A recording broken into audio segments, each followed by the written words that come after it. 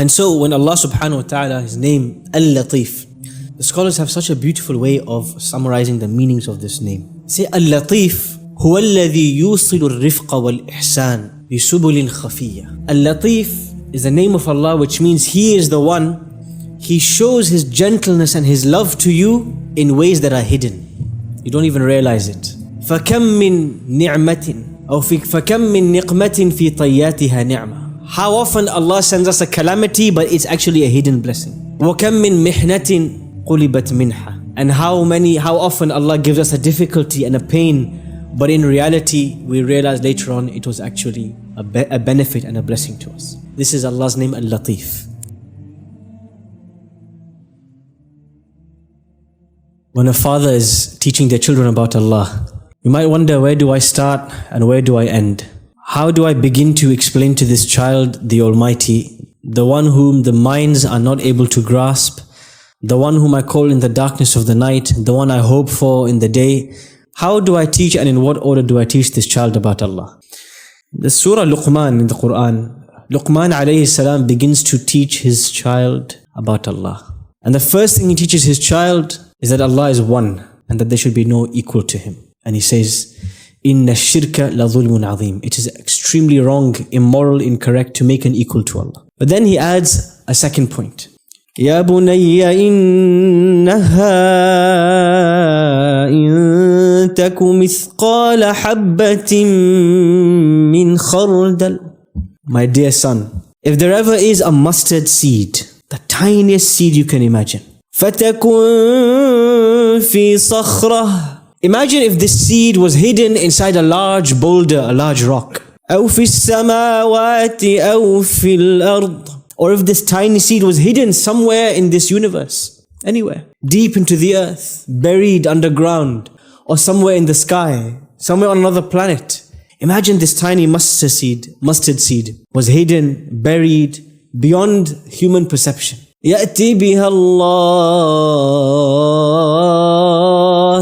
It doesn't matter where it is, my son. Allah subhanahu wa ta'ala knows where it is. And not just that, Allah will bring it forth on the Day of Judgment. إِنَّ اللَّهَ لَطِيفٌ خَبِيرٌ. Indeed, my son, Allah is very subtle in His ways, and He is all aware of what we do. Those are the second pair of names that Luqman teaches his son. That is the two names we are going to take today. Allah, Al-Latif, Al-Khabir. What does Latif mean in the Arabic language? Anybody want to tell me? What does Al-Latif mean in the Arabic language? Yes. Lenient. Okay. Anybody else? Any other ideas? Yes. Subtle. Okay. That's the English translation you will find in the video, in the name on YouTube. And that is the English translation you will find in most Quran translations. Al-Latif, they say the subtle. Subtle in English means something that you can't detect easily. Something you can't see easily. It's a bit hidden. It's not obvious. That's what subtle means. Any others? Any other ideas? Latif in Arabic comes from the root letters la tafa or la tufa. Latafa in Arabic is rifq, to be gentle and kind to someone or something. So when you go out to the masjid and you see a cat on the street and you gently caress the head of this cat, you're being latif. You're so lovingly gentle with this cat. Yes? This is latafa. The other root word for latif is latufa, which is something that's really small, like microscopic. You know, sometimes you're eating food, let's say you're eating rice, biryani. There's something very dangerous but very latif in biryani, is the ginger. Sometimes, you know, the chef doesn't chop the ginger finely enough. They leave big pieces of ginger in the biryani. So you think it's potato. You put it in your mouth and you realize it was latif. It was very small. It was not detectable. You didn't see it when you put the spoon of rice in your mouth. But once you tasted it, you knew that's not potato, habibi. That is something else. And your mouth is burning for the next 30 minutes. This is latif. Something small, you can't detect it. You can't see it. So latif has two meanings in Arabic. Kindness that you do in a gentle way, nice way, a soft way. And something, the other meaning, something so small, so fine that you can't even detect it. And so when Allah subhanahu wa ta'ala, His name Al-Latif, the scholars have such a beautiful way of summarizing the meanings of this name. They say Al-Latif هو الذي يوصل الرفق والإحسان بسبل خفية. Al-Latif is the name of Allah, which means He is the one. He shows His gentleness and His love to you in ways that are hidden. You don't even realize it. فَكَمْ مِن نِعْمَةٍ أو فَكَمْ مِن نِقْمَةٍ فِي طَيَّاتِهَا نِعْمَةٍ. How often Allah sends us a calamity, but it's actually a hidden blessing. وَكَمْ مِن مِحْنَةٍ قُلِبَتْ مِنْحَةٍ. And how often Allah gives us a difficulty and a pain, but in reality, we realize later on it was actually a benefit and a blessing to us. This is Allah's name, Al-Latif. And this is very relevant for what we are seeing today at the moment with the earthquakes that are being experienced in Syria and Turkey. You know, young children, young men, young women, Muslims might ask the question, anybody can ask the question, why did Allah send the earthquake to a place so densely populated by Muslims? Why not any other place? Because we understand Allah's actions, earthquake equals punishment. So whoever was there, Allah wanted to punish them. These are all these people there who are refugees from Syria. These people who have already been through an immigration crisis. They lost their homes in the civil war and now they're dead in the earthquake. We have to start to understand Al-Latif, Allah's name Al-Latif teaches us to understand and to interpret Allah's actions in a different way. To stop thinking we understand what Allah is trying to do here. One of the prime examples of this name Al-Latif in the real life of one of the prophets is the Prophet Yusuf alayhi salam. Yusuf alayhi salam, he goes through so many difficult moments in his life. The darkness of the well, the slave market of Egypt, the noisy, crowded slave market of Egypt, the unknown territory that he went through, the plotting and the planning of women against him in the palace, the darkness of the prison with people he didn't know, alone away from his family for almost a decade. And then the test of power after that, and the test of being the minister in years of hunger and drought, a lot of pressure on him. He went through so many things in his life. But the worst part of all for Yusuf alayhi salam is his distance from his father and his family. All that time he's far from them. And he can look at these events and interpret them in a negative way. You know, today we have a trend where people like to play victim to the tests Allah puts them through. So their whole identity is, I'm a victim. So let's say as a child, they had a difficult situation, their parents didn't get along, they'll say, I'm from a broken home. So then they start to internalize this idea that I'm from a broken home, I have been through trauma, I have been through bad experiences, therefore it's a bit of an excuse for me to act negatively as well. They give themselves an excuse because of the bad situations they have been through. Yusuf alayhi salam, at the end of his life, when his parents come to him and he stands there in Egypt and his dream comes true, he says, Allah mentions in the end of Surah Yusuf, وَرَفَعَ أَبَوَيْهِ عَلَى الْعَرْشِ. He raised his parents to the throne. وَخَرُّوا لَهُ سُجَّدًا. And they all fell in prostration to him. وَقَالَ يَا أَبَتِ هَذَا تَأْوِيلُ رُؤْيَاي. And he said, my parents, this is my dream come true. قَدْ جَعَلَهَا رَبِّي حَقًّا. My Lord, Rabbi, made it come true. وَقَدْ أَحْسَنَ بِي إِذْ أَخْرَجَنِي مِنَ السِّجْنِ.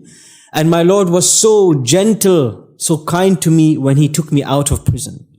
وَجَاءَ بِكُم مِّنَ الْبَدْوِ مِن بَعْدِ أَن نَزَغَ الشَّيْطَانُ بَيْنِي وَبَيْنَ إِخْوَتِي. And Allah brought you here from the middle of the desert after the shaitan created a distance between me and my brothers. And then He concludes, إِنَّ رَبِّي لَطِيفٌ لِمَا يَشَاءُ. My Lord is so subtle and gentle in the way He does things. إِنَّهُ هُوَ الْعَلِيمُ الْحَكِيمُ. He is the all-knowing and the all-wise. When He says this sentence, إِنَّ رَبِّي لَطِيفٌ لِمَا يَشَاءُ, you know, one thing all of us should do as a homework, when you read Surah Yusuf, look at the names of Allah in Surah Yusuf and look at how Yusuf alayhi salam uses the names of Allah. This is the end of his life, and in this one sentence, this final statement, how many names of Allah he uses? Inna Rabbi latifun lima yasha.